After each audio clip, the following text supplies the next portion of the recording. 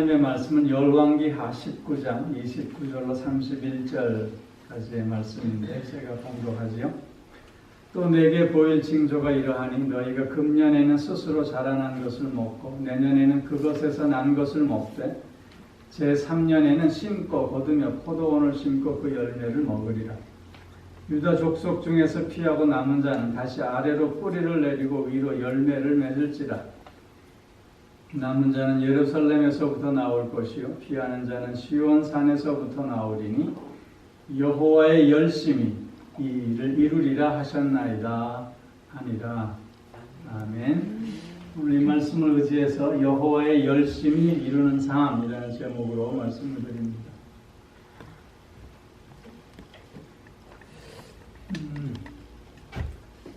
사람들은 다 제 잘난 못에 산다고 하죠.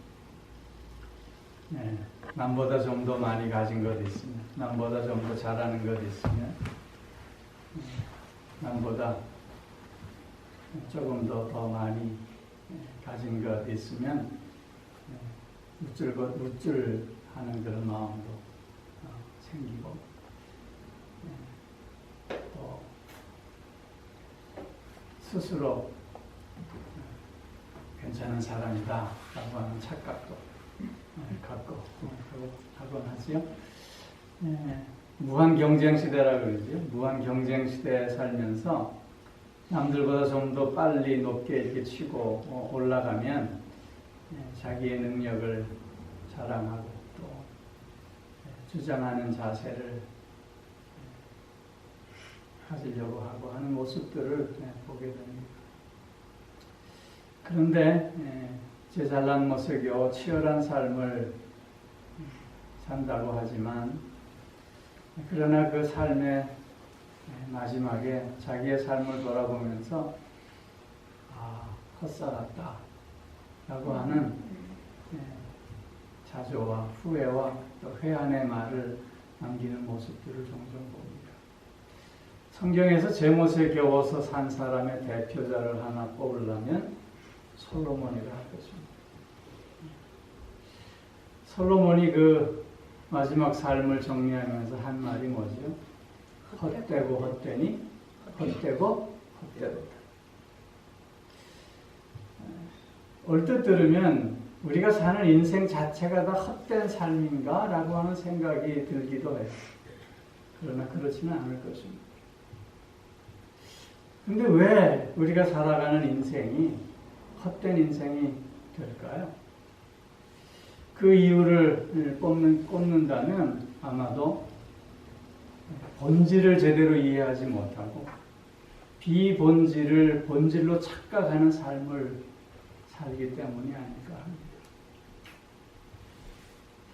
우리가 생각해야 될 가장 기본적인 본질 중의 본질은 우리는 하나님의 피조물이라고 하는 것입니다.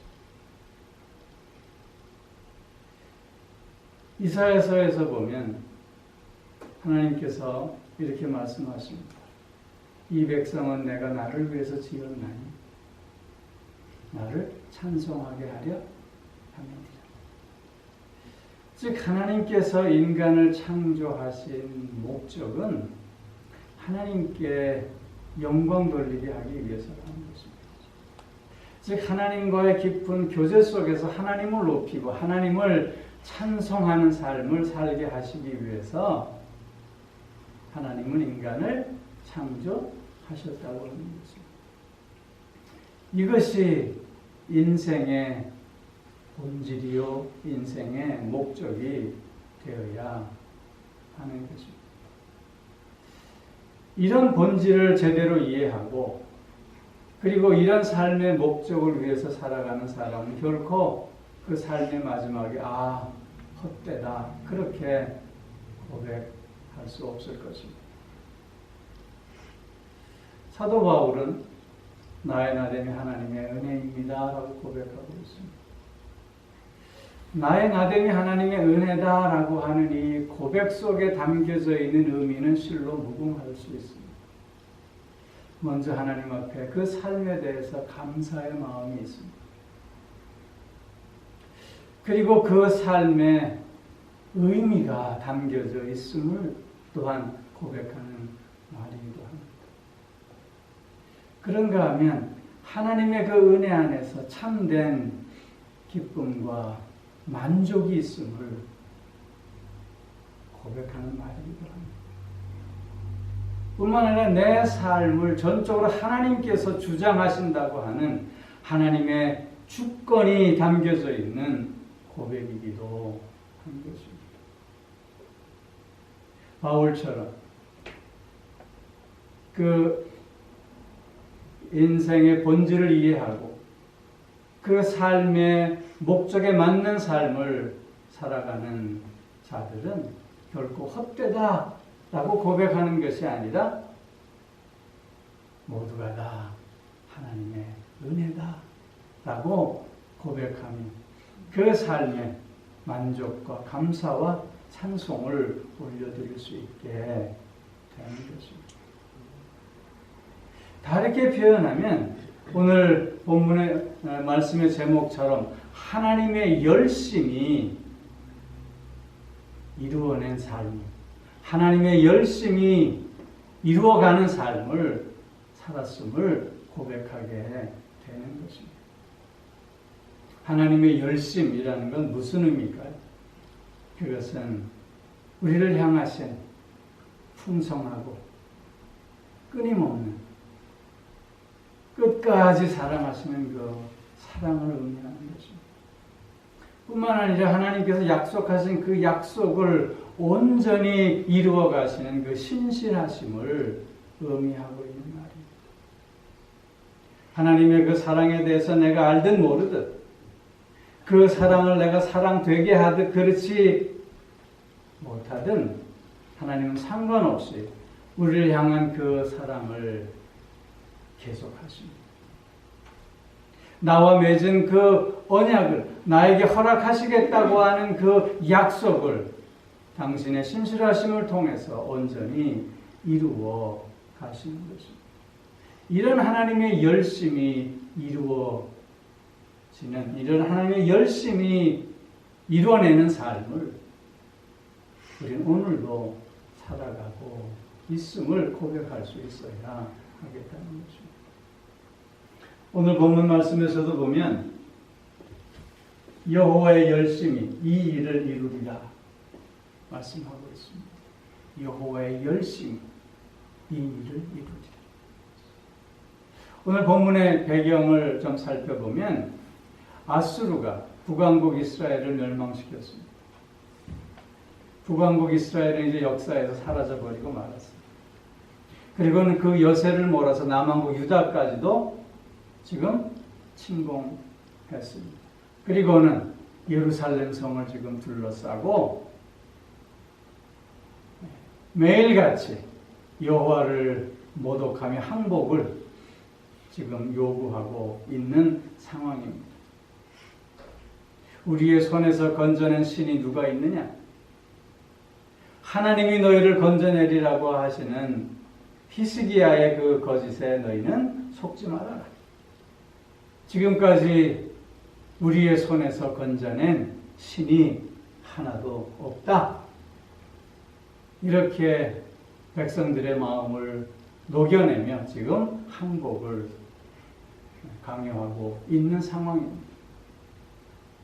현실적으로 보면 항복하는 것밖에 답이 없는 그 상황 속에서 히스기야와 모든 백성들이 여호와 앞에 간절히 기도합니다. 하나님의 영광을 위해서 하나님을 모독하는 저들을 물리쳐 주시고 우리를 구원해 주옵소서. 하나님이 그 기도를 들으셨습니다. 그리고는 이사야 선지자를 통해서 이렇게 오늘 응답해 주시는 것입니다. 여호와의 열심히 그 일을 이루리라. 여호와의 열심히 이루시는 일이 무엇입니까? 첫째는 구원하시는 일입니다.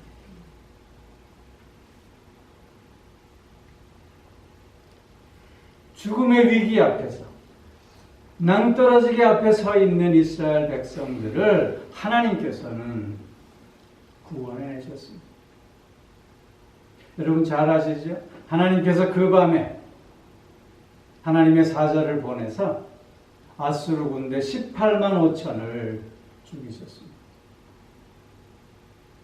아수르 왕 사네립은 그래서 예루살렘 포위를 포기하고 자기의 나라 니느웨로 돌아갈 수밖에 없었습니다.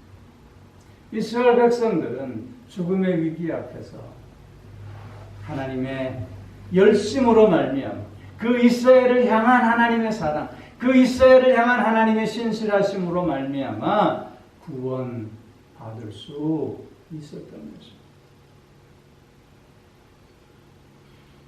전쟁의 위기 속에서 그들은 다시 새로운 삶을 시작할 수 있었다고 하는 것이죠.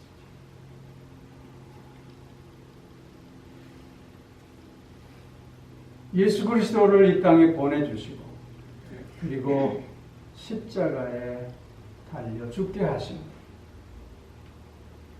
우리를 구원해 주셨습니다. 이사야 9장 7절 말씀에 보면 이 모든 일들이 어떻게 이루어졌냐면 만군의 여호와 하나님의 열심히 이 일을 이루었다. 그렇게 말씀하고 있습니다.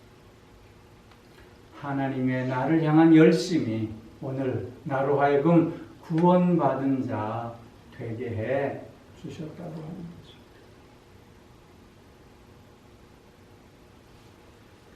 또한 하나님께서 이루신 일, 하나님의 열심히 이루신 그 일 가운데 하나는 일상적인 삶으로 돌아갈 수 있게 해주셨다는 것입니다. 일상의 삶으로 회복할 수 있게 해주셨다는 거예요.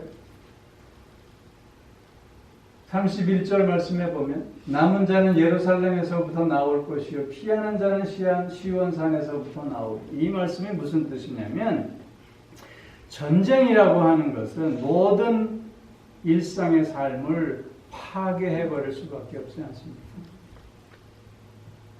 지금 이스라엘 땅은 남유다 땅에 국한해서 살펴본다 할지라도 지금 아수르 군대에 온 강산이 유린되어져 버리고 말았습니다. 예루살렘을 포위하고 있는 그 시간이 길어지면 길어질수록 이스라엘 백성들은 자기의 집을 버리고 숨거나 피할 수밖에 없었던 것이죠. 오늘 31절 말씀에서 예루살렘에서부터 나올 것이요 피하는 자는 시온산에서부터 나오리니 라고 하는 이 말씀의 의미는 집을 버리고 도망가고 숨었고 피했던 모든 사람들이 다시 자기 집으로 돌아오게 되는 모습을 말씀하고 있는 거죠. 다시 본래 가정으로 돌아오게 하셨다는 거죠. 29절 말씀을 보세요. 또 내가 보일 징조가 이러하니 너희가 금년에는 스스로 자라난 것을 먹고 내년에는 그것을 난 것을 먹되 제3년에는 심고 거두며 포도원을 심고 그 열매를 먹으리라. 여러분 전쟁의 그 피폐함 속에서 저절로 난 것을 그 해는 먹는데 그 다음에는 거기에서 난 것을 먹지만 제3년에는 어떻게 해요? 씨를 심고 그 씨에서 난 열매를 거두고 포도원을 심고 그 열매를 거두어 먹는다는 거예요. 무슨 얘기예요? 원래 그들이 살았던 일상의 삶으로 온전한 회복을 맛볼 수 있게 해 주시겠다고 말씀하고 있는 거예요. 그들이 살아왔던 그 삶, 그 깨졌던 일상의 삶을 다시 한번 회복함으로 원래 그들이 누렸던 그 삶을 살게 해 주시겠다고 하는 거죠. 여호와의 열심이 이스라엘을 구원하셨을 뿐만 아니라 거기서 그치는 것이 아니라 그 이스라엘을 일상의 삶으로 회복할 수 있게 해 주셨음을 지금 말씀하고 있는 거예요. 예수 그리스도를 이 땅에 보내주셔서 우리에게 구원의 은총을 허락하여 주시고 그래서 어떻게 했어요? 오늘 하나님의 자녀로 죄인으로서가 아니라 하나님 앞에 의로운 자로 하나님과의 친밀한 교제 속에서 은혜의 보좌 앞에 담대히 나아갈 수 있는 자고 우리가 본래 살아야 할 그 일상의 삶을 회복하게 해 주셨잖아요. 오늘 우리가 누리는 이 삶이, 이런 일상의 삶이 하나님의 열심히 나를 향해서 이루어낸 일임을 우리는 또한 고백할 수 있어야 하겠다. 마지막 세 번째로는 여호와의 열심히 이스라엘 백성들에게 이루신 그 일은 30절 말씀에 유다 족속 중에서 피하고 남은 자는 다시 아래로 뿌리를 내리고 위로 열매를 맺을지어다. 백성들이 더욱더 뿌리를 깊게 내리고 더욱더 풍성한 열매를 맺어간다는 것. 즉 번영하는 삶을 약속해 주시고 있는 것. 날마다 더해가는 삶을 살게 해 주신다. 여러분, 전쟁을 한번 겪고 난 후에 그 전쟁의 상흔을 다 회복하고 다시 한번 번영의 삶을 이루어가기 위해서는 너무나 많은 대가들이 요구되어지잖아요. 지금 우크라이나와 러시아가 지금 아직도 전쟁 중에 있죠. 뉴스에 보니까 그 우크라이나 그 보건 비용이 500조 원을 넘는 거죠. 어마어마한 숫자. 얼마나 시간이 걸릴지 누구도 알 수 없어요. 여러분, 한강의 기적이라는 말 아시죠? 한국 전쟁의 그 아픔을 딛고 세계 역사에 유례 없는 급속한 성장과 발전을 이루었어요. 다시 한번 일상을 회복하고 또한 번영의 삶을 더욱더 발전하는 삶을 살고 있는 모습을 얘기하는 거죠. 그래서 그냥 일반적인 일이 아니라 기적이라는 말을 사용하고 있잖아요. 여러분, 한강의 기적은 우리 민족을 향한 하나님의 열심히 이루어낸 일인 줄로 믿습니다.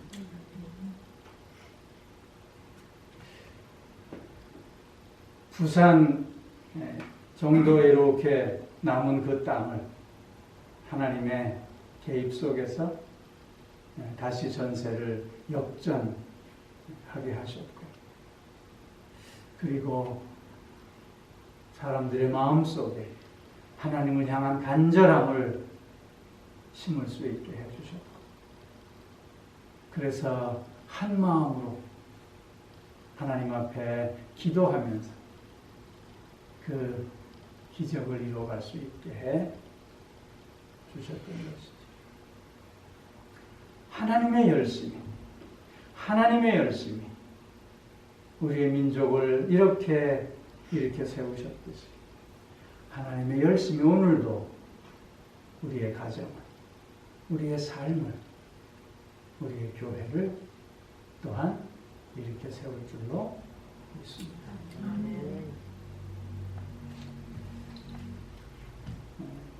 괴테가 명언을 많이 남겼다고 그래요. 그런데 제가 읽은 글 가운데 괴테가 즐거운 삶을 위해서 남긴 5가지 교훈이 있어요. 그 첫째는 지나간 일에 너무 연연하지 말래요. 지나간 일에 대해서 너무 연연하며 그냥 후회만 하고 있으면 앞길이 보이지 않는다는 거죠. 그래서 잊을 건 빨리 잊는 게 좋다. 그래야 즐거운 삶을 산다는 거예요. 두 번째로는 될 수 있으면 썩내지 말래요. 화내지 말래요. 왜냐하면 분노 가운데 한 말과 행동은 늘 후회를 남기기 때문이라는 거죠. 즐거운 삶을 위해서는 그래서 될 수 있으면 참을 수 있어야 합니다. 우리 다 공감하죠? 아유, 그때로 좀 참았으면. 그러면 그 다음 삶이 훨씬 좋았을 텐데. 우리 다 그렇게 생각하죠. 세 번째로는 현재를 즐길 수 있어야 됩니다. 왜냐하면 우리의 삶은 늘 오늘의 연속이기 때문이라는 거죠. 그래서 지금 내가 하는 일에 정성과 정열을 쏟으며 즐길 수 있을 때 그 삶이 기쁨이다. 네 번째로는 남을 될 수 있으면 미워하지 말래요. 왜냐하면 미움은 우리의 마음을 병들게 한다는 거예요. 우리의 인격을 훼손시킨다는 거예요. 그래서 건강한 삶을 살지 못하게 합니다. 마지막 다섯 번째로는요. 이게 가장 중요한 포인트예요. 미래를 하나님께 맡겨야 됩니다. 왠지 아세요? 우리는 내일을 알 수 없기 때문에. 내일 우리에게 어떤 일이 닥칠지 그 누구도 알지 못하기 때문에. 그래서 하나님께서 지금까지 나와 함께 주신 것처럼 앞으로도 하나님이 나와 함께 주실 줄로 믿는 믿음 속에 모든 것을 내어 맡기랍니다.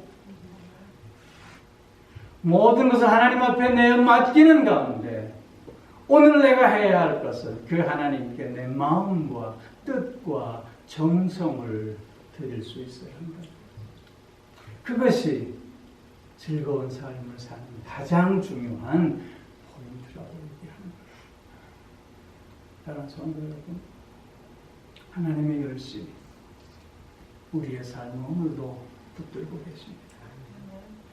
하나님의 열심히 오늘도 우리의 가정을 붙들고 계십니다.